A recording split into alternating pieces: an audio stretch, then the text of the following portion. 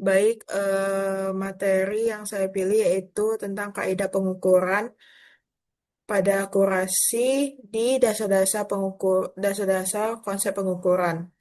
Di mana materi tersebut saya tanyakan kepada GPT dengan prompt mengenai materi kaidah pengukuran tentang akurasi mata kuliah kimia analitik. Silakan Bapak Jurnal terpercaya yang membahas tentang hal tersebut secara jelas serta lampirkan link jurnalnya ke jurnal. Kemudian GPT memberikan beberapa rekomendasi jurnal. Kemudian jurnal yang saya pilih berjudul Ketidakpastian pengukuran dan kesesuaian penilaian diterapkan pada obat dan kedokteran analisis. Kemudian untuk indeks akreditasinya saya cek di Simago yaitu Q1. Dengan lampiran jurnal yang telah saya terjemahkan tadi, saya lampirkan lagi di GPT dengan menanyakan terkait materi tersebut bagian mana yang menarik untuk dibahas. GPT pun memberikan beberapa rekomendasi topik yang menarik untuk dibahas tentang bagian pendahuluan, bagian konsep ketidakpastian dan hubungan dengan akurasi. Poin kedua, saya ambil. Kemudian, pada, pada jurnal tersebut, saya menemukan materi hasil analisis sering digunakan dalam penelitian ilmiah, aplikasi industri, dan klinis untuk mendukung pengambilan keputusan meskipun semua upaya telah dilakukan untuk memastikan andalan hasil analisis akan selalu ada ketidakpastian yang terkait dengan nilai yang diukur. Ketidakpastian pengukuran menunjukkan kualitas hasil analisis dan memungkinkan perbandingan antara hasil analisis atau antara nilai yang diukur dan batas spesifikasi. Kemudian, materi tersebut atau kutipan pada jurnal tersebut saya tanyakan kepada GPT.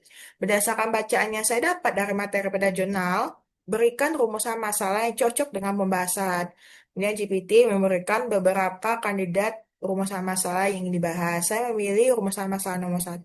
Setelah itu, saya kembali menanyakan kepada GPT terkait jawabannya. Terus GPT melampirkan jawabannya dengan referensi jurnal.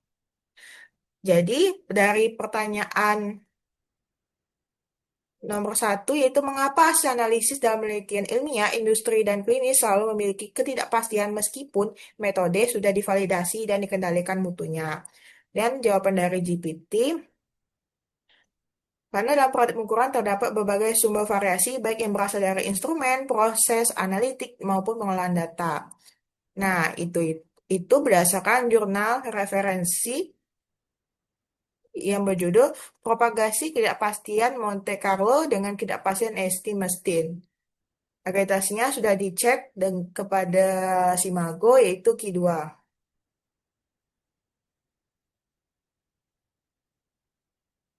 Di mana kan tadi terkait itu ada 3 alasan. Yang pertama tentang instrumen. Pada jurnal dilampirkan bahwa ada penelitian tentang 1000 gen magnesium dapat ditimbang pada neraca digital dengan ketidakpastian tertentu. Ketidakpastian ini dapat diinterpretasikan sebagai seragam atau persegi panjang, artinya semua nilai massa antara 0,99 1,01 yang memiliki probabilitas yang sama. Bukti tersebut mengenai tentang alasan mengenai instrumen. Hal tersebut menjelaskan bahwa alat neraca menyumbang ketidakpastian meskipun akurasinya tinggi.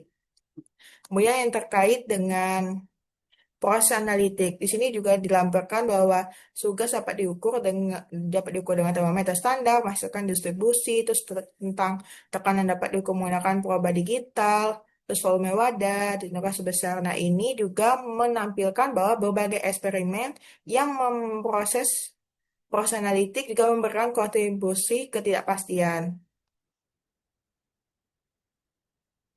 Kemudian tentang penilaian matematis pun juga dilampirkan pada penelitian tersebut adalah nilai terhitung dari kuantitas yang diinginkan kemudian ditentukan dengan mengambil nilai input secara acak dari setiap distribusi ketidakpastian. Perhitungan ini kemudian diulangi dengan kuantitas baru yang diambil secara acak berkali-kali.